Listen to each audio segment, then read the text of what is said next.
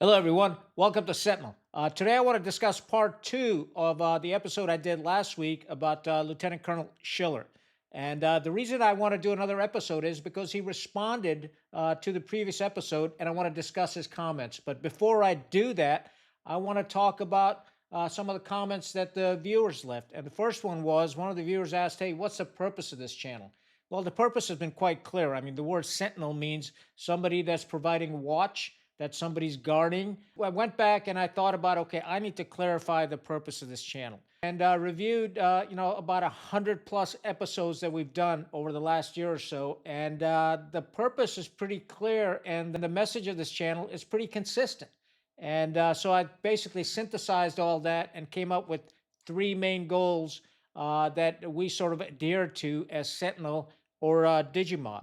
And the first one is really to improve our government and military leadership and accountability. That's our first goal, is to hold everybody accountable to one standard across our government and in our military. The second goal that we have is to focus on America and the needs of Americans rather than the needs of foreign nations and these foreign misadventures that we tend to go on and fight these wars for other countries. And that's not the reason we raise our sons and daughters for. We raise them to prosper in America, not to go in foreign lands and sacrifice their time, their limbs, or their lives. So that's the second goal, and that's an important one that we got to keep in the back of our mind. And the final goal of Sentinel is to expose where we fall short and to fix it. So we come up with the problems. We always address the problems. Hey, this is what the problem is. And then when we always give recommendations of how we can fix these issues. And I think that's very important. So that's the main purpose of this channel. And I hope it provides clarity. And from time to time, I'll continue to remind it. I'll definitely post it up here, and you'll see a lot more of this slide. Let's talk about the previous episode where Lieutenant Colonel Scheller responded in the comments. And I'll tell you what, I really love this guy. Now I got to be careful because last episode I talked about coming out of the closet and the DigiMob went, ballistic because some of you guys got weird thinking, and it's nothing like that. All I meant was that I started speaking out. That's what I meant by it. And what I mean by that I love Lieutenant Colonel Scheller is that you don't see too many senior government leaders or senior officers coming out publicly and making statements. Normally, they hide behind public affairs office, or they'll send out a canned statement, which is just basically fluff. But Lieutenant Colonel Scheller came out on Sentinel and left a comment, and the comment was pretty interesting. And I'll post it up here, and you can certainly view it. And I've also pinned it on the previous episode. But nonetheless, let's talk about his comment.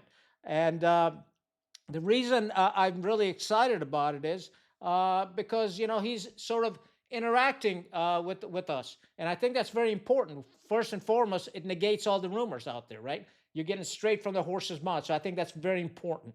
Second part is that we're having an interaction, and he's listening to us, and I think that's very important also.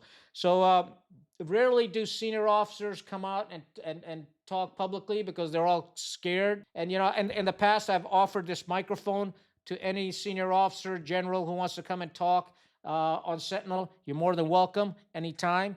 And or if you disagree with something, you're more than welcome and come and discuss it with the viewers. Let's talk about Lieutenant Colonel Schiller's comment. In the comment that he mentioned is that they're looking at the 3-track system that we've discussed previously. So I think that's great. They need to assess it and they need to look at it closely. He also mentioned that the performance evaluation system or the fit rep is going to relatively remain the same, and that's fine. I mean, we don't want to recreate the wheel and come up with a better widget. Let's try to improve it within itself, and I think that's very important. And but the point that we're making is that we need to have a better system of command selection and promotions where individuals do get tested on their abilities. Now, I say this with some experience in the past because when I was with the MAGTAF staff training program, we used to teach general officers on the Marine Corps planning and Marine Corps operations. And I was shocked how many newly promoted brigadier generals could not write a commander's intent or a cogent mission statement or a concept of operations. They just didn't know how to do it because they don't have any experience in it. They're probably working the Pentagon, working on some other shit. But when it came down to how a commander is supposed to give his guidance to his staff, or to write a mission statement or a concept of operations, they just didn't know how to do it. So I think it's important that we test individuals on their ability, how to communicate their guidance, how to communicate their commander's intent, how to write a mission statement, and how to flush out a concept of operations. That's just basic fundamental tactics, right? That a young captain, company commander can do. But over time, if you don't utilize it, it atrophies. So we really need to focus on that. And then I think we also have to have some sort of a tactical simulation where we test their ability to think and make decisions. I think these things are important. And the other thing I would mention that the viewers did is perhaps look at a 360 review and see what the peers and the subordinates think of this individual. Or is he just some guy with the silver tongue that makes his bosses look good because he can write well, so they promote him, and then eventually, when he's in command in a tactical situation, he starts making wrong decisions, or he doesn't recognize some of the indicators and warnings in a tactical situation,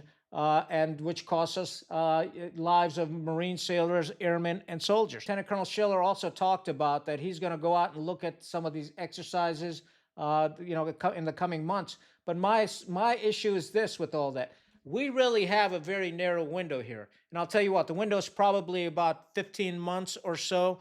And if we don't get things sorted out in the next 15 months, and if it so happens when the midterm elections happen and the president doesn't keep control of Congress and the House sways the other way, all this stuff is going to go to the back burner because nothing is going to get passed through Congress. So I would strongly suggest to Lieutenant Colonel Scheller and Secretary of Defense that capitalize on this narrow window that we have. We don't have time to waste. If you want to make fundamental changes and enact them into law and change the Goldwater-Nichols Act of 1987 so we don't go back to the way it used to be. So you also have to keep in mind that a lot of the services and our generals have a lot of clout in Congress. They've got backing.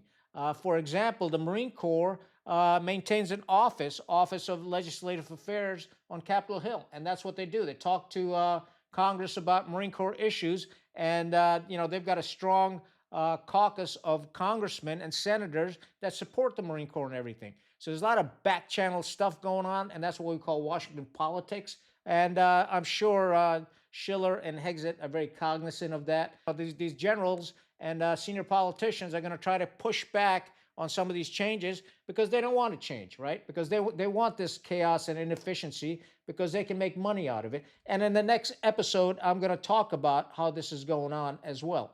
But for our purposes, the window is very narrow. Finally, in this comments, Lieutenant Colonel Scheller mentioned that they're going to be developing courses of actions for the officer promotion, retention, and selection process. Also said that he'd love to have me as part of this course of action development. Now, I'm honored by that. Honestly, I will help any way, which way that I can to help with this course of action development. And I will. I mean, no problem with that. And I'll also help with the Afghanistan investigation because I feel that given my background, I've got an incredible amount of knowledge for that. But I'm not bucking for a job. And I'll tell you what, I responded to him saying, I will do it pro bono. And the reason I'll do it pro bono is because I already get a pension from the U.S. government and from the Marine Corps.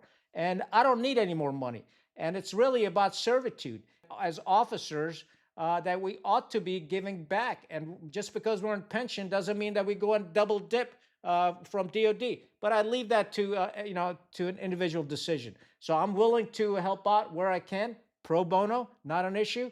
I'm not in this for the money or any other horse shit like that. So I'm primarily in this for the three main goals that I talked about. The first one, that our government and military leadership is accountable. The second is that we stop supporting foreign nations and going on these foreign misadventures.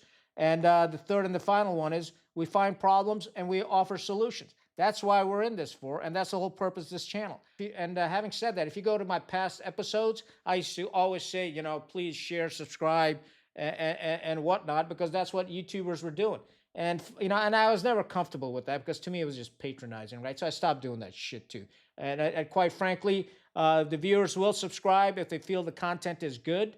or they won't subscribe if they feel the content is bullshit. So, I don't need to patronize that and advertise any of that. And the other thing is, a lot of viewers wrote to me and said, hey, merch, you can start doing merch. And then, YouTube sends you all this stuff that you can have these membership programs and all this happy horse shit. I'm not doing any of that crap, okay? And so because I want to make sure that you, the viewers, have my trust and confidence for who I am and the words that I speak. And you don't have to agree with me. You can disagree all you want. I have no issue with that either. Others may be doing it for the money, and that's fine. That's, I can't comment on that. But in this case, I'm doing it because I give a shit about our country, about our children, about my grandchildren, and I want this country to prosper. For too many decades, everybody's been sort of, grabbing their share out of it, and there ain't much left. So it's time for us to unify as Americans, and I appreciate everybody's support to the channel because it's growing. And as we continue to grow, our voices are going to get louder. So please continue to share your thoughts and your ideas because they're important. Every American gets one vote, and our thoughts and our ideas are linked to that one vote, and every vote is important. So let's keep that in the back of the mind. And that's all I got. So stay rugged, stay united, Khan out.